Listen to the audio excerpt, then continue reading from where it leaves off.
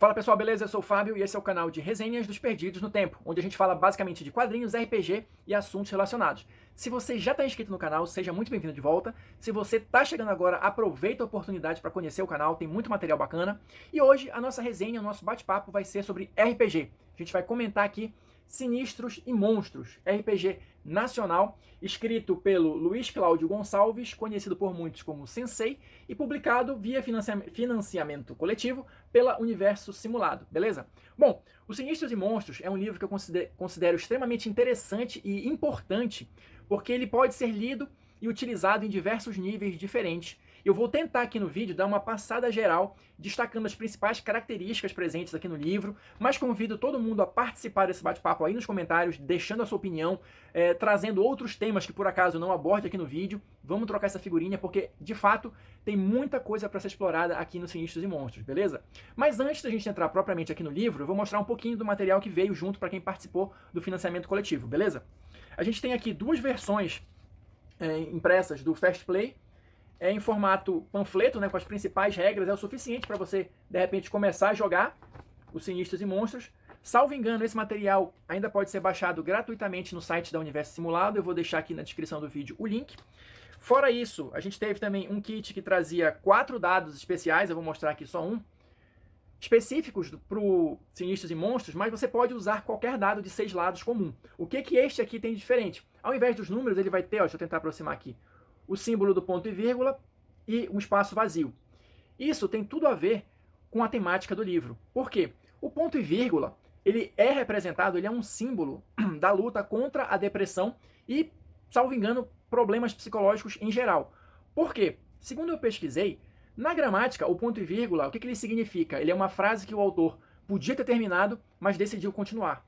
E esse mote, essa pegada, tem tudo a ver com as pessoas que sofrem, sejam elas o alvo, né, ou a família, quem está em volta, de problemas psicológicos, dentre os quais a depressão. Então, o livro não trata diretamente deste tema, mas nas entrelinhas você percebe que muita coisa pode ser feita aí um paralelo, né, com essas questões que eu estou colocando aqui para vocês.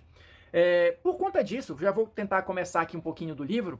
Mas não posso começar sem antes mostrar que o Luiz Cláudio, de próprio punho, escreveu uma mensagem para todo mundo que participou do financiamento coletivo, que ajudou a concretizar aqui a versão física e digital também, né, dos Sinistros e Monstros. Então isso é interessante e digno de ser mostrado aqui, beleza?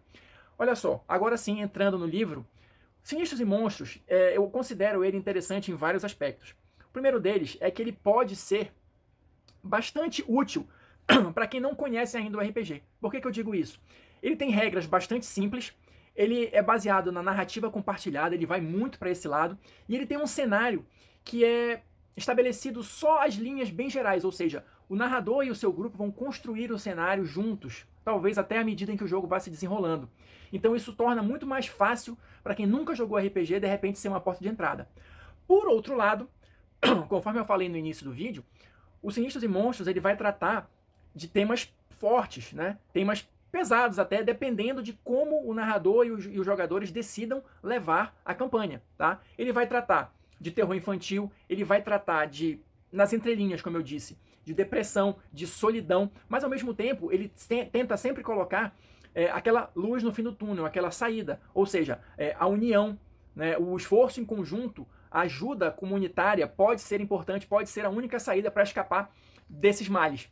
Não por acaso também, aqui atrás, olha, tem uma série de endereços e sites de instituições de ajuda, tipo CVV, tipo Narcóticos Anônimos, Alcoólatras Anônimos, ou seja, eu acredito que a mensagem subliminar, vamos colocar dessa maneira, dos Sinistros e Monstros é: você não está sozinho. E se você precisar de ajuda, procure ajuda. E aqui são alguns exemplos de locais onde você pode conseguir ajuda. E se não é você que está sofrendo diretamente com aquele problema, você pode conseguir identificar que aquela pessoa está passando por alguma dificuldade e aí promover essa união, essa ajuda que é tão necessária e, acredito eu, seja uma das espinhas dorsais aqui dos Sinistros e Monstros. Assim, entrando um pouquinho no livro, que é um livro pequenininho, são 68 páginas, é uma leitura muito rápida e muito agradável e muito interessante, então você consegue ter todo o conhecimento necessário para criar suas primeiras histórias bem rapidinho. Mas eu vou começar aqui a mostrar um pouquinho do livro, olha, muitas ilustrações. O livro também trata muito dessa questão infantil da nostalgia, né? Das suas experiências enquanto criança e algo assim. O cenário do livro é uma cidade fictícia chamada Pacata do Sul, que pode estar em qualquer local do Brasil. E acredito que ela não tenha sido descrita de uma forma exaustiva, justamente para que você, junto com o seu grupo, consiga construir a sua versão de Pacata do Sul, de repente trazendo elementos da infância do grupo, da infância de todo mundo ali, coisas que vocês se lembrem, né, de viver ou de experiências de criança, de repente se conhecem desde pequenos, né, talvez isso fique até mais fácil. Mas enfim, aqui de novo, olha a questão do ponto e vírgula, você não está sozinho, tá? Mas afinal de contas, aqui no início do jogo a gente vai ter um glossário explicando alguns termos. E afinal de contas, o que são esses sinistros e esses monstros que a gente está tanto falando aqui, né? Bom, sinistros são pessoas que têm a habilidade de enxergar o sobrenatural. Eles são imunes ao que o livro chama aqui de misantropia. Ou seja, a misantropia é um efeito, é algo que impede os leigos, geralmente os adultos, de enxergarem o sobrenatural. Tanto que os seus personagens, eles são crianças e adolescentes com idades sugeridas aqui pelo livro entre 11 a 14 anos. Passando essa idade, você perde a habilidade de enxergar esse sobrenatural e se torna um leigo, ou seja, os efeitos da misantropia se tornam dominantes em você. Então uma parte também do jogo é justamente você conseguir escapar ou evitar ao máximo os efeitos da misantropia. E os monstros seriam justamente essas criaturas sobrenaturais que habitam Pacata do Sul e que causam uma série de danos aos seus habitantes que os adultos simplesmente não conseguem enxergar. Então o livro ele traz alguns exemplos até bem gráficos, bem fortes, assim, por exemplo, se o monstro está devorando a mão de alguém, um adulto vai olhar aquela cena e simplesmente não vai ver o monstro. Vai racionalizar isso de uma outra maneira ou simplesmente achar que isso é besteira, é coisa de criança que está inventando história. Isso também é importante para a gente entender o clima do jogo. Os seus personagens vão ser justamente essas crianças e adolescentes que enxergam essas coisas e não podem contar com a ajuda de adultos que estariam alheios, vamos colocar dessa maneira, ao que se passa com elas. Então as crianças só podem contar com elas mesmas para conseguir sobrepujar esses obstáculos. Eu acho que isso seria mais ou menos a ideia central do jogo, né? E aqui o livro, olha só, ele vai trazer várias referências também para quem foi criança, né, dos anos 80, aqui Aquaplay e tal, enfim. Ele vai trazer essas explicações iniciais e ele vai logo entrar na parte de criação de personagem, que também é bem simples. A gente vai ter alguns arquétipos de personagem, classes, entre aspas, né, para você escolher ou sortear. O livro até sugere que você sorteie, né, porque nem sempre você pode escolher o que a vida apresenta para você, né? Então por isso que o livro te sugere sortear ao invés de escolher. E esses arquétipos vão ser diversos tipos de crianças, né, habitantes de Pacata do Sul, com as suas diferentes peculiaridades e características. Então só para citar alguns exemplos, a gente vai ter aqui o artista, o campista, o faixa branca, o nerd, o pivete, o MacGyver, o Merlin, ou seja, diversos tipos, né, de personagem que você pode representar no Sinistros e Monstros. Em seguida, você vai ter as tramas, que seriam características que tornam o seu personagem único. De novo, a gente vai ter aqui uma tabela para você sortear essas tramas. Então, só para citar alguns exemplos. Você pode ter alergia, você pode ser gago, você pode ter um gêmeo, você pode ter um irmão caçula, você pode ter pais problemáticos. E cada uma dessas características, ela vai te dar alguma explicação aqui e vai refletir, seja em termos de narrativa, seja em termos de mecânica do jogo, tá? E por fim, você vai ter os trecos, que seriam os equipamentos que o seu personagem tem. Aqui você vai ter, de novo, uma tabela, se quiser sortear ou escolher, os mais variados trecos aleatórios que você vai ter que usar a sua criatividade para torná-los úteis de alguma forma no jogo. Então, por exemplo, a gente pode ter bolas de gude, um Atari cheio de fitas, um taco de beisebol, o Dungeons and Dragons, primeira edição, um skate, patins ou bicicleta com marcha, ou seja, uma série de coisas do universo infantil e adolescente que você vai ter à sua disposição aqui para fazer o uso que quiser durante uma partida. No segundo capítulo, a gente vai ter as regras. Como eu falei, elas são bem simples e eu acho que não tem grandes dificuldades de se compreender. Mas antes das regras, eu queria colocar aqui o espírito do jogo, que o próprio autor coloca nesse capítulo. Então, olha só. O espírito das regras de Sinistros e Monstros é: para tudo existe uma solução, basta criatividade e apoio dos amigos. Uma boa ideia vale mais que 1000 jogadas de dados. A narrativa é exercida por todos os jogadores. O narrador não precisa jogar dados. Os sinistros protagonizam, todos se divertem. Isso tem que ser o seu norteador na hora de fazer uma sessão, uma one shot, uma campanha de Sinistros e Monstros, beleza? Mas assim, em termos de sistema, como eu estava falando, a gente vai utilizar os dados de 6 lados, né, que os dados específicos têm o ponto e vírgula e o vazio, mas qualquer dado de 6 lados serve. Como é que é o sistema? Se você tirar um número par, você considera isso um acerto. Se você tirar um número ímpar, você considera isso zero, o nulo. Ou seja, quanto mais acertos você tiver, melhor você foi no desempenho daquela ação.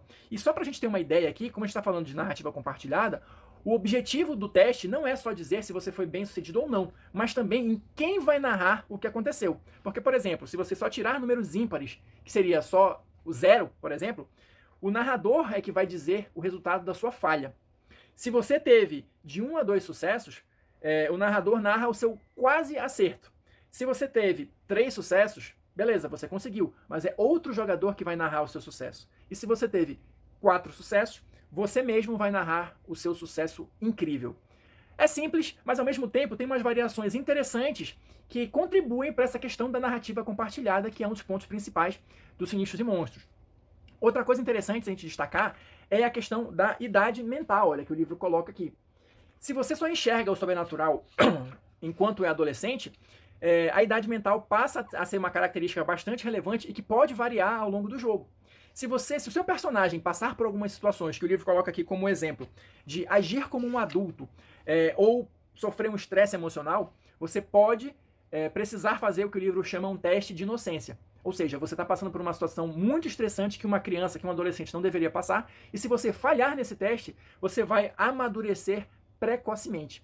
E quanto mais você amadurece, você diminui a sua capacidade de sinistro, ou seja, de enxergar o sobrenatural, mas em contrapartida ganha mais dados para poder utilizar as suas características no jogo. São inversamente proporcionais, né? A maturidade e a sua idade mental. Claro, você vai ter também algumas opções no jogo para recuperar, né, a sua idade mental. No caso aqui, regredir a sua idade mental, que no sistema de Sinistros e Monstros é uma coisa boa, né? Mas isso vai depender também da narrativa. Outra coisa que é importante... isso aqui eu achei muito legal. Continue. Quem joga videogame com certeza já se deparou com essa palavra muitas vezes. Aqui no Sinistros e Monstros, você pode impedir que um companheiro seu morra usando um continue. Ou seja, você vai fazer um teste aqui e se você for bem sucedido, você consegue salvar o seu companheiro. Você não pode usar o continue em você mesmo, o que eu acho que é bastante óbvio, né? Mas sempre tem aquele malandrão que quer utilizar.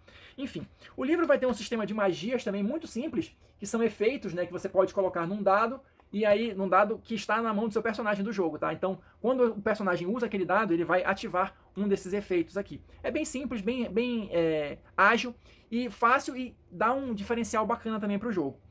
O terceiro capítulo ele vai mostrar um pouquinho do mundo.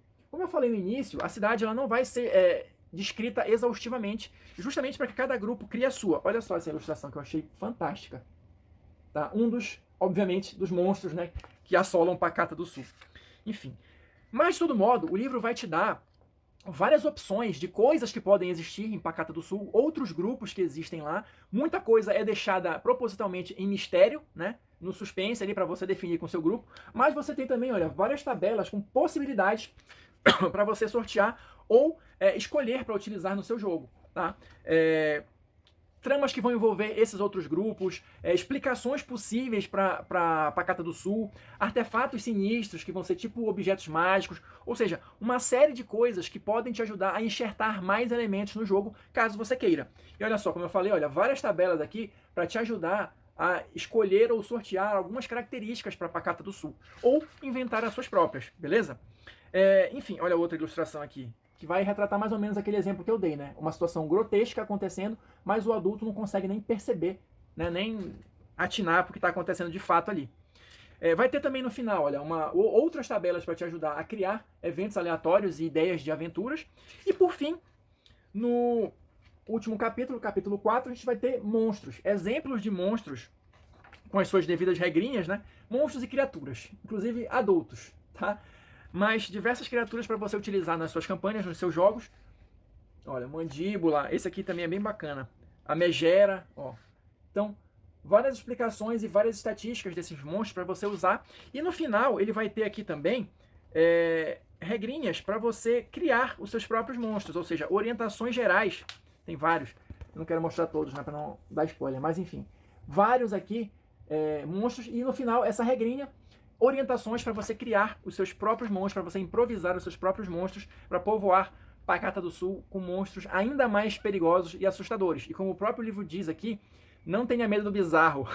O bizarro faz parte de Pacato aqui do Sul, então pode viajar à vontade nos monstros. Bom, o livro tem 68 páginas, como eu falei, uma leitura rápida, agradável, dinâmica, com tudo que você precisa para começar a sua campanha, a sua one-shot de Sinistros e Monstros, e com certeza um jogo muito interessante que vale a pena conhecer, beleza?